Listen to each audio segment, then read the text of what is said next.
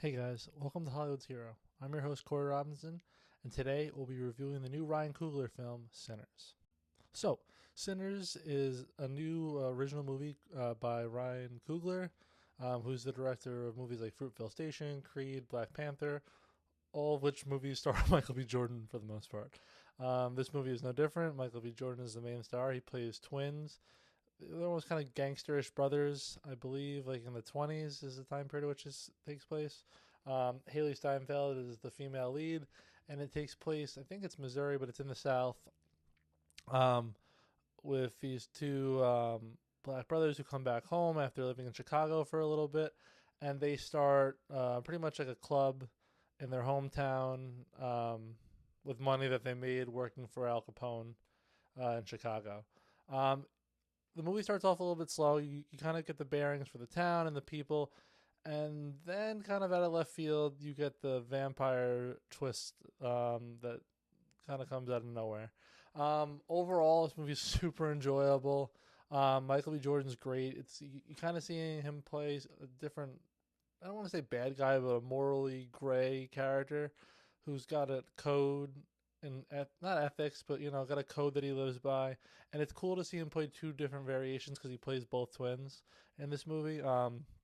Haley Steinfeld too is great in the movie. She plays a different type of character than she does normally. She's the quirky, kind of nerdy, doesn't realize that she's an attractive girl.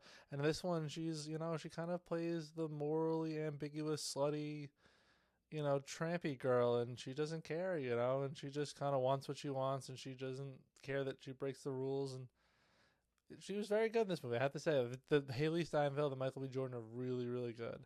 Um, it's a new twist on vampires. Like I said, it's not your typical Twilight, and it's not your Vampire Diaries. Where you're following the same rules. It does pick and choose rules that it follows from other vampire mythology. No walking in the daylight, need to be invited in type jazz, but it's really good. The vampires have a different, set of mythology behind it, and the whole linking it to music, which Michael B. Jordan's cousin is like this great singer, and they have this mythology that if someone comes along and they're this great musician, that it breaks the barrier between the real world and the mythical world, and that the mythical creatures will hear out like all these great voices throughout time, that it happens every now and then, and that his cousin is in fact one of those type of people. um it was a really enjoyable movie. I have to say, it's nice to see an original movie come out and just get a breath of fresh air from your, listen, I'm as much as anybody, I love the Marvel movies. I love your sequels, your John Wicks, your whatever. But it's nice to get a new original movie, something that you don't really know much about going in, and just being able to enjoy it for what it was. So time for the score.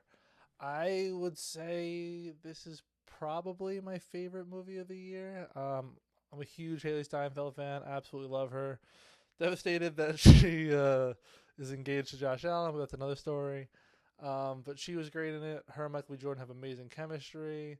The time period piece is really cool. The vampire aspect is really cool. When you mix it all together, it's just very enjoyable. I'm gonna go 4.4 to 5 for my review. This is absolutely one you need to see in the theater. I'd see it in IMAX, see it in Dolby, whatever you can see it on the biggest, best sounding screen.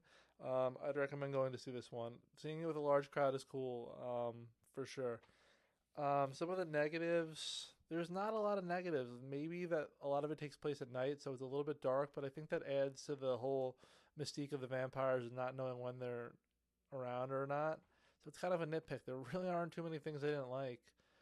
Make sure you stay for the mid credit because there is a mid credit scene, and make sure you stay for the post credits when all the credits are done. There's another scene. Um, not really sure if it sets up a sequel or not, but it's just make sure you stick around and you watch that. But what did you guys think? Did you see Sinners? Make sure you comment below and subscribe and like. Thank you for watching, and have a good one.